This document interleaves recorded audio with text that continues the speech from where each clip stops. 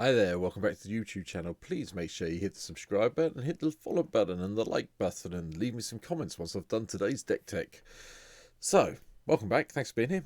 Today's deck tech is we're still doing Phyrexia all B1 commanders from my point of view, and today's one is one that I found a little bit more interesting to try and build, to be honest. There's a couple of the ones are pretty much similar to things we've done before, but we're still going to do them. But today's one is something, an ability I don't think I've seen that I can remember seeing before any other legend card. So, why am I still talking and not showing you the deck? Well, this is what we're talking about today, and this is today's commander. It's Kethek, Crucible, Goliath, 2 black and a red for a 4/4, legendary Phyrexian beast. And it has at the beginning of your end step, you may sacrifice another creature. If you do, reveal cards from top of your library until you reveal a non-legendary creature with lesser mana value and put it onto the battlefield, and then put the rest on the bottom of your library in a random order. Okay, so you got to sack something to get something for free. Okay, not too sad. Admittedly, you got to sacrifice a creature, which isn't always great because, a lot of sacrifice decks rely on tokens. Tokens have a mana value of 0, therefore you're not going to get any benefit from doing that. So I've gone down a slightly unusual route with this one. I'm not, like I say, not sure any of this is the best build for this deck at all, but I'm having fun with it, and it's been quite fun when I've played it in a few games to test it out. So this is what the deck looks like at the moment. We've got 36 lands, we've got 45 creatures and 18 other spells. The lands, as you can imagine, are your usual selection of red-black lands. Have got Field of the Dead in with Fabled Passage, because, we're back on that again. I've also got in Reliquary Tower and Temple of the False God, along with Urborg, to make sure everything goes black if we needed to. There's a couple of things I'm just going to point out that are a little bit different. I know what I was saying a minute ago about tokens having mana value of 0, that's fine. But you do want some blockers, so having Care Keeps in is not the bad place in the world. Just to pay the 2 and get a little 0/1 kobold that could block something that's going to poison you to death.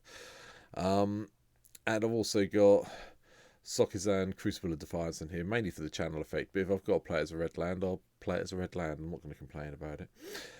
Mana ramp wise, because I want to be getting some big stuff into play, I have gone heavy on this, so you may not want to do this if you're building this in real life. So we've got Tantalite, Talisman, Mana Crypt, Mana Vault, Sol Ring, Signet, Rakdos Signet, and Talisman of Indulgence, plus Solemn Simulacrum. That should give us enough ramp, I think, to get on with this game.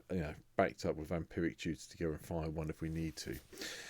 So my plan for this is really to ramp up using the mana, and then get Kethek in play, and then play some of the big things and trade them off for some of the smaller things. So, as you can see, I've kind of gone a bit heavy on the 5s and the 4s.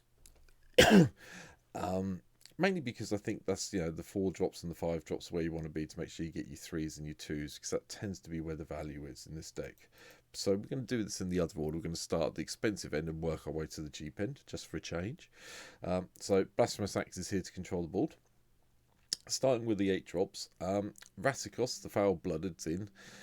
It does sacrifice a creature to do this, but you can sacrifice a token if you've got one out at that stage.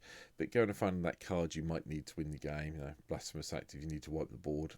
It's not a bad way of doing it with 2 life. Senior in the Darkness is in. A little bit of reanimation if we can get it into play, but it's also here. If we get stuffed, we can always just cycle it for 3 and draw a card, hence why it's here. So bear them in mind. The 7 drops, Bladewing, Deathless Tyrant. I kind of figured we'd have a lot of creatures in our graveyard. And we'd hopefully get in and get some damage in with this, which means we get a whole load of zombies, which isn't the worst plan in the world for this deck, so it backs up what else we're doing. This is kind of a trade-off of having to sacrifice the creatures to Kethek. Let's go with Kethek in the meantime. Karavek the Merciless does make you a target. I'm aware of this. However, it could be a key card in the deck to make sure you actually win the game, so hence why it's here. Likewise, Orca Siege Demon's here as well, just to go really big, because we are going to be sacrificing creatures. So that means we get some +1/+1s on it, and when it dies, we get to do the damage equal to its power divided as you choose among any number of target creatures. So even if it's a 6/6, you could take out something big. But with the amount of creatures we're probably going to be sacrificing for the triggers for Kethek, It should be quite big if and when this dies. Plus, you know, if it gets big enough to ping someone off, you can always sack it to Kethek and you go and get something to replace it with. Going into 6-drop land, I went with Blight Breath because I figured we'd have a lot of black permanents in place, so we might as well have some way of giving things -X where we need to. Ever After, just in case we need to bring anything back and start the chain again. Grave Titan is also here because it's black, and, you know, 6 mana for 10 power on the board's pretty damn good. You know, and yeah, why not? Death Touch, it's all there. I'm just a bit of a fan of Grave Titan, so you probably see it a bit more than it should be. Kukushku is an easy target to have as a sacrifice outlet to Kethek. You know, getting your opponents to lose 5 lights each. If you've still got all 3 in play, you gain 15. It's really good. Noxious Gearhulk to blow something up that's annoying us, and a bit of life gain. Ancient Copper Dragons in as well, just so we can speed up the treasure token production if we need to get there quicker. And Wormcoil Engine's a nice one to sacrifice off, because you sack it off, you get the 2 3/3s, and hopefully you've got a couple of hits in with your 6/6 with Lifelink and Death Touch. 5 drops. Eye Blight Cutters. It gives us a load of Elf Warrior tokens when it dies, and yep, I figured that was a good plan. Best plan in the world I could think of to play it. Crux of Fate to control the board. Obviously there's a Gary in here. Hopefully we hit Gary, even if it's just ping something each opponent for 2, but I would imagine it'll be 5 or 6 each time we see Gary, so hey, good plan for Gary. Junji, I just wanted another way of getting creatures back from my graveyard into play. We have got a lot of things that are non-dragons, so this seems like a reasonable one that we could sacrifice off and start the chain again. Massacre Girl, just to control the board a little bit. Sanguine Bond is in here because whenever we gain life, target opponent loses that much life, and we've got the combo in the deck, which is coming up shortly. Sinian and Swarms, just another way of getting a big creature if we need it to. So Conrad does the whole whatever damage dealing. You know what it does by now. I'm sure everyone's had enough of seeing this deck, this particular card kicking around in black decks for years, so you should know what you're doing. Zealous Conscripts, nick someone's creature, sack it to Kethek, and get value from it, and it takes out an annoying one that's bugging you. Siege Gang, because it comes into play and leaves a load of tokens behind as blockers. If we get it back, it's all good. The Terror of the Peaks, pretty straightforward this one. We're going to be having a lot of creatures coming to play. Let's use them to do, you know, lightning bolts, shocks, whatever else you want to cause. The power goes up. So yeah, seems like a cunning plan. Likewise, Obesh is in here as well. We do have quite a few odd sources, and that damage hitting is going to be quite useful at some stage. Master with Cruelties is a weird one. I wanted to try it out. If we could get it through unblocked and get their damage down to 1, their life total down to 1, I can't complain about that entirely. So I thought we'd try it out in this deck. And at the end of the day, First Strike Death Touch is actually a really good blocking combination if we need it. So can't complain. And obviously the Scorpion God, we could get to a point where we have mana floating around and chuck around some -1/-1 counters. And it goes back to our hand when it dies. So can't complain too much. Gravedigger returns the stuff, as you know. Revenge of the Ravens gives us a little bit of life gain, life loss, which works quite nicely with Sanguine Bond. Damnation Gain controls the board. Glisser Glorious Resurrector. If a creature an opponent controls would die, exile it. Yep, okay, I can cope with this plan. We're going to be hopefully killing off quite a few creatures so we can get some of their benefit back. Gonti, just so we can nick something off an opponent's deck and use that for a turn instead. Emberwild Captain. I'd want it to be the Monarch to draw some extra cards for this deck. It's the one area of this deck that's a little bit weak. The card you are relying on what you're drawing off the top of your deck, so having this come through does help out if you can get the Monarchy and just draw a card for a few turns. So yeah.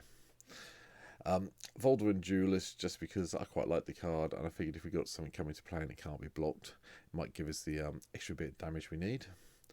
Atushi for the treasure tokens, all the exiling the cards if we need to. And you see, the creatures get more valuable as you go down. I hope I've made it clear now. Beetleback Chief gives us a couple of goblins to go alongside it. Chain Reaction controls the board. Hellrider is probably one of the more valuable cards in the deck. Just doing the whole let's attack with everything, including Hellrider, and get that 1 damage ping shot going through is always good fun. Mogus, God of Slaughter, helps control the board a bit. Prosper, A little bit more card draw and treasure creation when we play stuff from exile, so hence why that's a solemn sim I've mentioned. 3 drops fairly key. Bastion of Remembrance obviously isn't a creature, so you're not going to be able to put it in off Kethek, but you can just get it into play and have that nice little life lost life gain, which works really well with the bond. Feign the Broker's in as well, just so we can sacrifice some other things off and hopefully get some treasures or some inklings, you know, and untap it. So I think this is an underplayed 3 mana creature. I do keep umming and ahhing about trying to find a way to build an actual deck around Thane, so that may come up in the future once we've got through all the stuff around Phyrexian will be one. Headless Rider, whenever we are sacking creatures off, let's get some zombie tokens as well. Veto, because you're going to have Veto in with the Sanguine Bond thing. Yeah, why not? Let's just get on with it, give all our creatures lifelink and gain some life that way and upset everyone. Likewise, Aria, First of Lockvein, is in as well for the lost life gain. Combat Celebrants, we can get an extra attack step if we can get this into play and do it that way. That may win us the game quite happily. Likewise, Krenko, for the amount of goblin blockers it will hopefully produce for us. Judith, just to pump up everything, and when a non-token creature we control dies, we get to ping someone, so it's made like a sensible plan to me. And Vile Smasher the Fierce, whenever you cast your first spell each turn, it deals random damage to a player or planeswalker. Yeah, it's always a fun one to see this come in the 3-drop slot, although it is better in a partner pairing with Thasios. There's a video somewhere on the channel, go and have a look. The final ones are down in the 2-drop, obviously. Blood Artist and Sulaput Cutthroat are basically the same card with different slight things on it. The upside with the Sulaput Cutthroat is each opponent loses 1 life, and the Blood Artist is target player, so... But we've got them both in because we can drain everyone if need be. Dockside, because I'm playing red, need the treasure ramp. And Terminate, just so I have a tiny bit of targeted removal, something that may be really annoying me. And then obviously I mentioned Vampiric Tutor, which I'll be using to go and get these things. So, that's it. Is it the best build? No, probably not. Is it a build I'm happy with at the moment? Yes, it is. And it will be something you'll see on stream very soon. So, down below in the descriptions, all the stuff from my stream. Come and give me a follow over there. Let me know what you think I've missed from this deck this morning. And I'll see you when I get the next one up. So take care, enjoy, and let me know what you think. Thanks for being here. Laters.